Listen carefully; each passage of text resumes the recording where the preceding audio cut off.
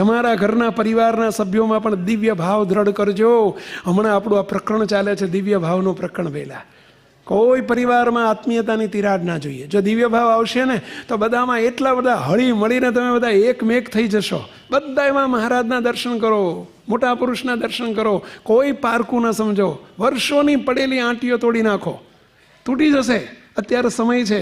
અને રોજ હું તો તમારા વતી મહારાજને પ્રાર્થના કરું, જય મહારાજ, આ એસએમવીએસ સમાજની અંદર ગામડામાં રહેતા હોય, શહેરમાં રહેતા હોય, વિદેશમાં રહેતા હોય, એવા અરસપરસ એવી પ્રીતિ, અલૌકિક પ્રીતિ કરો. મુક્તો અમારે અહીંયા વિશાલ મહારાજ બેઠા છે.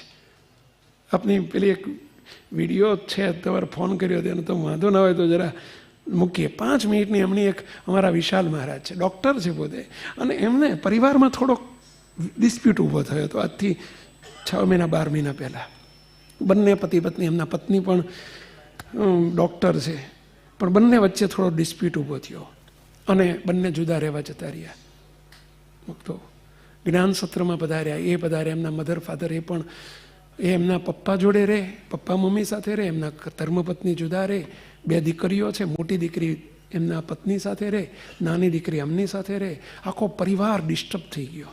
જ્ઞાન સત્રમાં આવ્યા, 5 દિવસ એમને લાભ લીધો, અને પરિણામ શું આવ્યું? મહારાજને ખૂબ પ્રાર્થના કરી. અમે પણ એમના ઘર પરિવાર વતી ખૂબ પ્રાર્થના કરતા હતા કે હે મહારાજ, આ પરિવારમાં સંપ અને આત્મીયતા થાય એવું કરજો. અને મુક્તો એમની ભાષામાં આવે, આપણે જરા એમને કરેલો ફોન, વિડીયો કોલ એને સાંભળો. એટલે સ્વામી એવું બન્યું કે હું છેલ્લા થોડા સમયથી અઠવાડિયે એકવાર એમને એવું કહેતો કે તમે આવો, 2-3 કલાક આપણે સાથે રહીએ તો ધીમે ધીમે આપણે સાથે રહેવાનું બને. તો એ મને કહેતા કે ના, એવું શક્ય જ નથી, દીકરીનું 12મું પૂરું થાય પછી વિચારશું.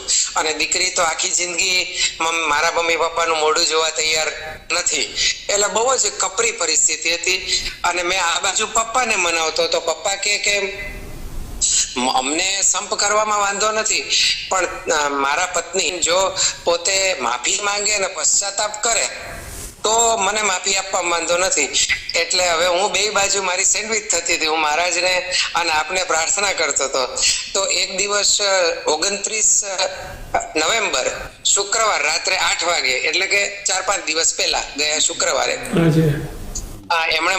મેં એમને કહ્યું કે આપ આવશો 2-3 કલાક તો આપણે બધા સાથે રહીએ.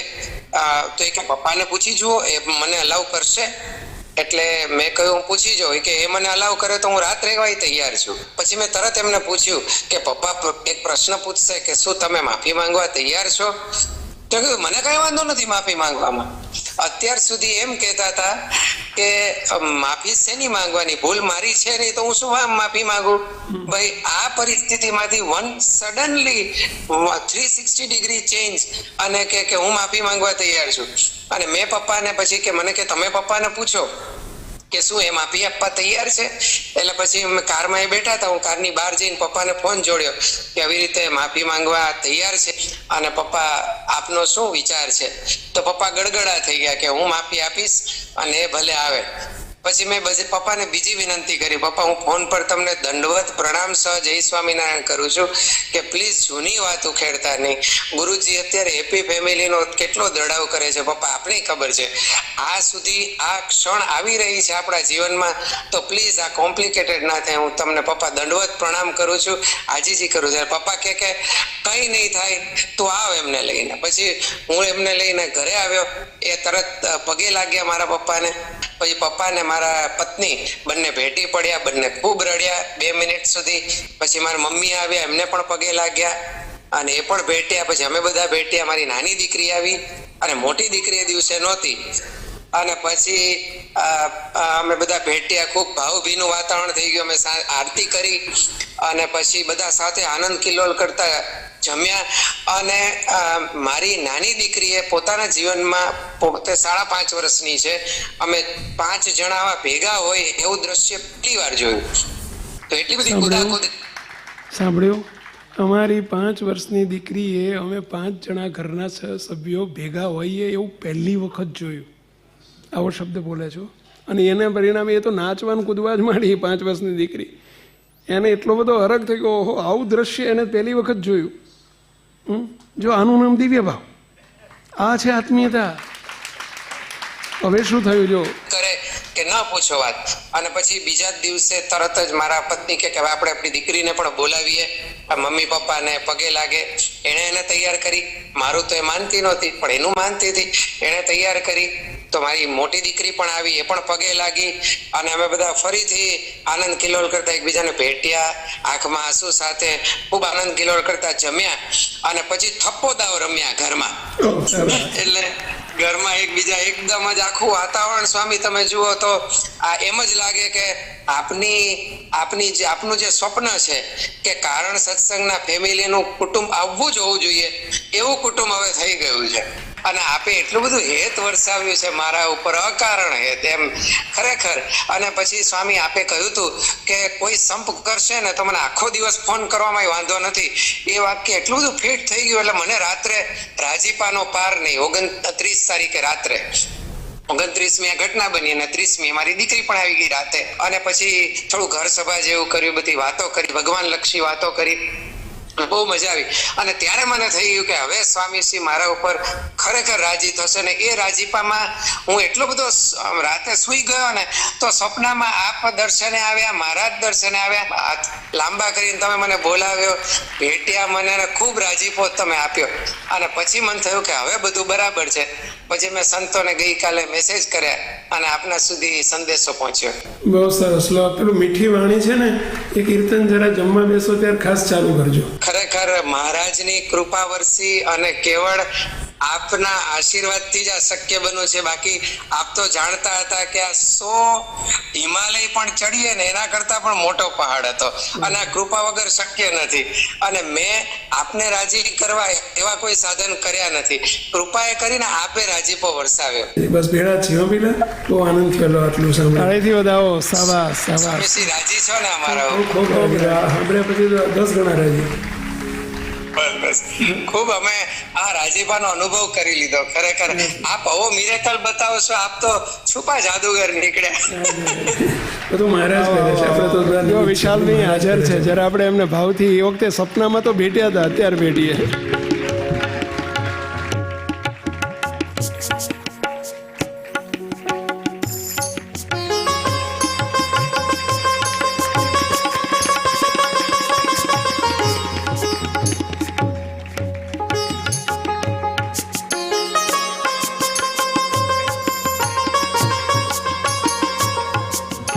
એમના પપ્પા પ્રવીણભાઈ પણ હાજર છે. ખૂબ એમને પણ રાજીપો આપેલો. ધન્યવાદ.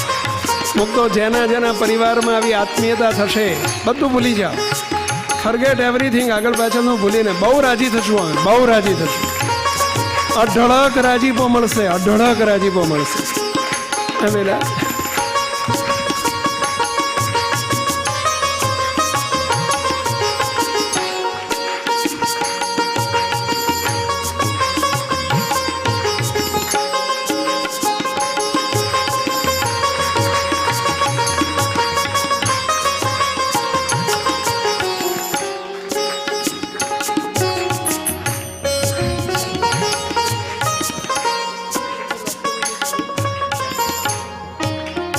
જે આખો પ્રસંગ મારા દીકરાએ કીધો એમાં મારે તો ખાલી એક જ વાક્ય કહેવું છે કે ઘણા વર્ષોથી આ પ્રશ્ન હતો અમારા ઘરમાં, પરંતુ છેલ્લા 15 દિવસ પહેલાં વિશારે ગુરુજીને થોડી વાત કરી અમારા ઘરની.